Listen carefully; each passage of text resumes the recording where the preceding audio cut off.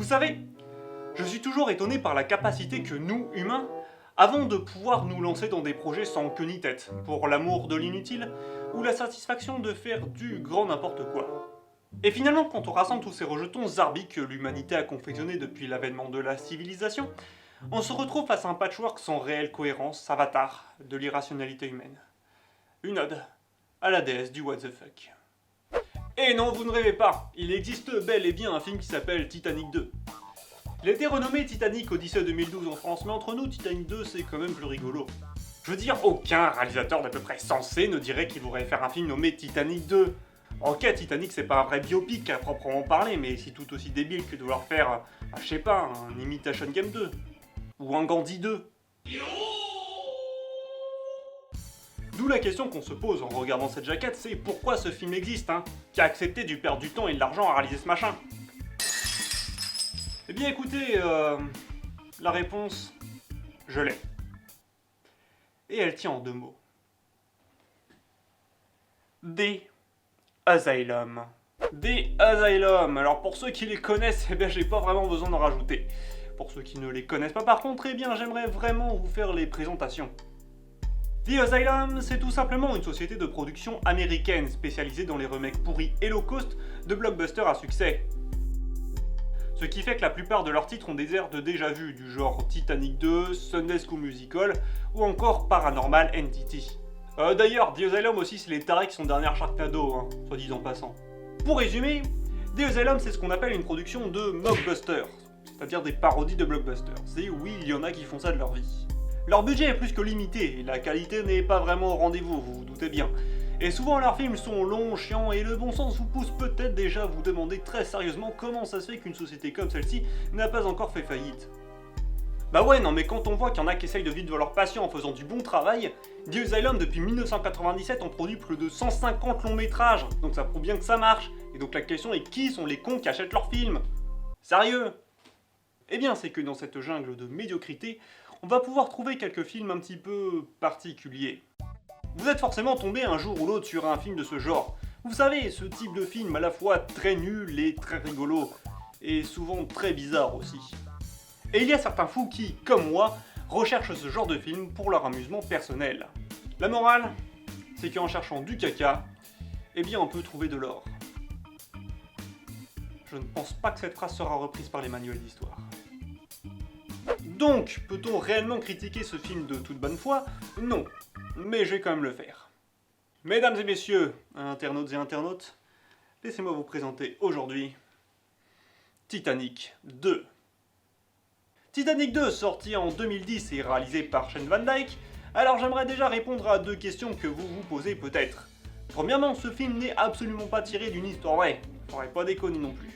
Et deuxièmement, il n'a rien à voir avec le film Titanic de James Cameron, mis à part, spoiler, que c'est du bon gros plagiat. D'ailleurs, sur la jaquette, on a le droit à 100 ans plus tard, tout recommence.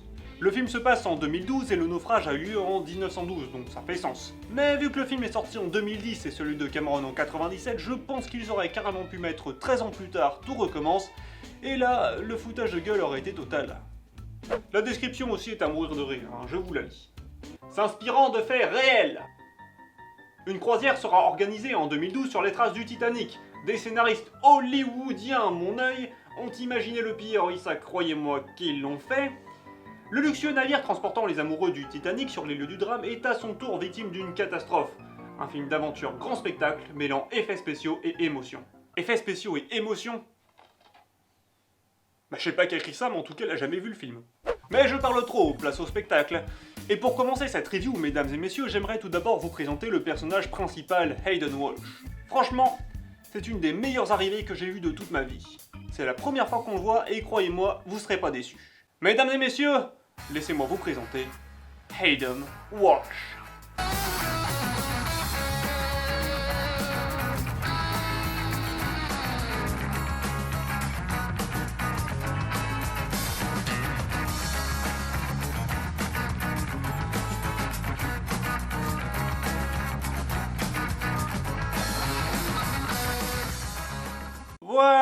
Voilà. Bon, le scénar du film en gros c'est que ce type a eu l'idée pour les 100 ans du naufrage du Titanic de construire le Titanic 2 pour faire ce que l'ancien n'avait pas pu faire. Il est interprété par Shane Van Dyke, réalisateur slash scénariste slash personnage principal du film. C'est un type que j'adore par ailleurs, mais que je vous présenterai un petit peu plus une prochaine fois. Quant à cette fille, c'est Amy Main, une des deux infirmières de bord. On apprend très vite que les deux héros sont en réalité des ex, qui se sont séparés pour des raisons... Bah je sais pas hein. Amy. Parce qu'ils se trimballent avec 4 filles sous les bras peut-être. Bienvenue à bord. C'est gentil. A noter que ça fait plus que le nombre d'infirmières hein. Priorité aux priorités. Ça va, ton vieux? Bon, tout le début n'est pas très intéressant, mais donne quand même un avant-goût assez désagréable de ce que sera le film. Et avant même que le bateau nu quitte le port, on a déjà l'impression que le scénar est en train de se casser la gueule. Ce que vous allez surtout retenir du film, c'est qu'à chaque scène où il y a besoin de figurants ou d'effets spéciaux, il transpire la limitation de budget par tous les pixels de votre écran. En fait, il doit y avoir, je sais pas, une trentaine de figurants, et niveau effets spéciaux, mais c'est moche, même sur YouTube on trouve des trucs mieux faits. Ce que je veux vraiment vous faire comprendre, c'est que très tôt on se pose la question sur comment ils vont faire pour le naufrage, sans que ça ait l'air ridicule de par leur limitation de budget. Bah tiens, parlons-en du naufrage. Rien qu'à voir la jaquette, on sait que le bateau va couler, et c'est ce qui m'a donné envie de voir le film en fait. Bah parce que je me demandais comment ils allaient faire. Je veux dire, le premier Titanic a foncé dans un iceberg, ok, soit, mais je veux dire, ils pouvaient pas non plus faire la même chose pour le deuxième. Enfin, fallait bien qu'ils trouvent autre chose quand même. Et c'est effectivement ce qu'ils ont fait. Pour voir comment ils se sont débrouillés avec ce problème, laissez-moi tout d'abord vous présenter le père de l'héroïne, James Main. D'après ce que j'ai compris, c'est un garde-côte qui s'occupe aussi des glaciers, et il va rencontrer au Groenland une femme spécialiste des glaciers qui dit plein de trucs physiquement impossibles mais qui se réalisent quand même, ce qui en fait plus une sorcière qu'autre chose. Mais visiblement, de la cohérence, ils en avaient rien à foutre, hein, puisque je rappelle qu'ils sont dans le nord sur un glacier. Donc jusqu'à preuve du contraire, il fait froid. Alors pourquoi elle se trimballe en jean? Mais c'était trop demandé que de passer chez Decathlon pour aller acheter un pantalon à cette pauvre fille. Enfin je veux dire, ok, ils étaient ric-rac niveau budget, mais là faut pas déconner non plus. Et c'est devant un fond vert de grande qualité que le doc apprend la terrible vérité aux gardes-côtes.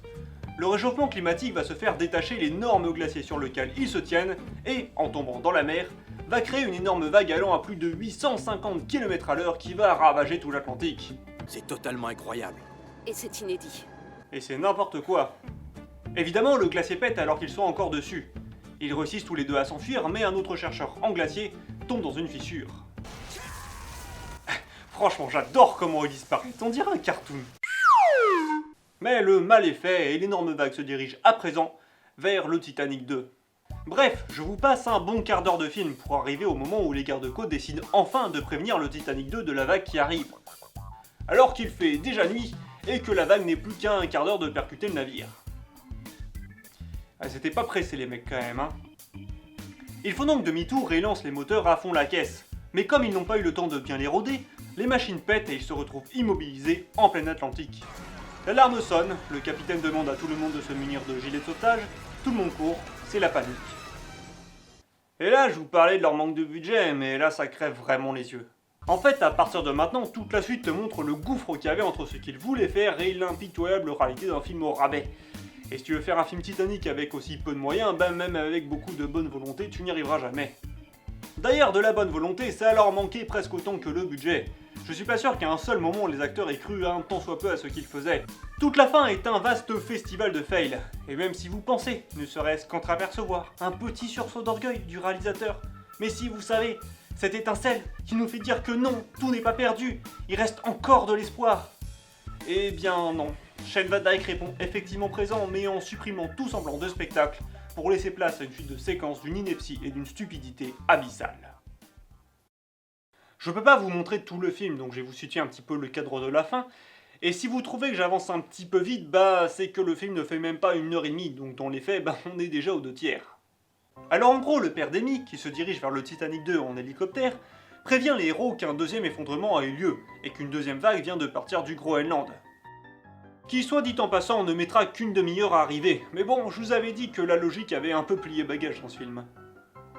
Bref, les canaux de sauvetage se feront balayer par la vague en tuant tous ceux qui s'y trouvent, et le meilleur espoir de survie est de rester dans le bateau avec des combinaisons de plongée et attendre les secours. Bon allez, pour une fois l'idée n'est pas si mauvaise que ça, mais le traitement comptable est complètement anarchique. Ce qui est extraordinaire avec cette fin, c'est sa linéarité dans le crétinisme. Une scène débile mènera forcément à une autre scène débile, et il n'y a aucun temps mort. Je sais pas ce qu'il y a de pire. Est-ce que ce sont les figurants qui n'arrêtent pas de se casser la gueule au même endroit? Est-ce que c'est cet homme qui essaye désespérément de nous faire croire que le bateau est en train de pencher? Ou est-ce que ce sont les fameux escaliers en béton qui, comme on le sait, est un matériau très utilisé dans la construction de navires actuels? Bref, les deux héros partent retrouver Kelly, l'autre infirmière dont je vous ai pas parlé parce qu'elle sert à rien. Ils la retrouvent blessée et décident donc de la soigner à l'aide d'une carte de crédit. Mais bon, tout ça ne sert à rien puisque Kelly se fera sauvagement assassiner par une porte moins de 10 minutes plus tard. Puis après une folle course-poursuite à travers les couloirs, et une scène pleine de suspense mêlant un câble électrique et un couloir mouillé, nos deux héros restants trouvent un homme coincé dans une salle en feu, mais malheur, ils ne réussissent pas à le sauver. Je suis un sale enfoiré. J'ai tué cet homme. Aiden! Ah, j'aurais vraiment aimé voir la tête de Cameron quand il a vu ce film. Hein. Ah, je pense que ça devait être rigolo. Ils finissent donc par trouver la salle de plongée, mais malheur de nouveau, il n'y a qu'un seul costume. Aiden décide donc de se sacrifier pour sauver sa bien-aimée, pendant que la deuxième vague heurte le navire.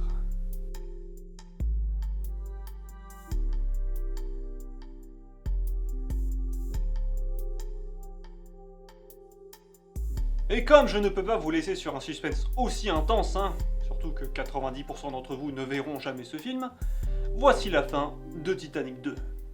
Tout le monde se noie, Hayden meurt dans d'atroces souffrances, et Yami pleure sur son cadavre, en pensant à sa carrière d'actrice, qui a coulé avec le reste de l'équipage. Fin.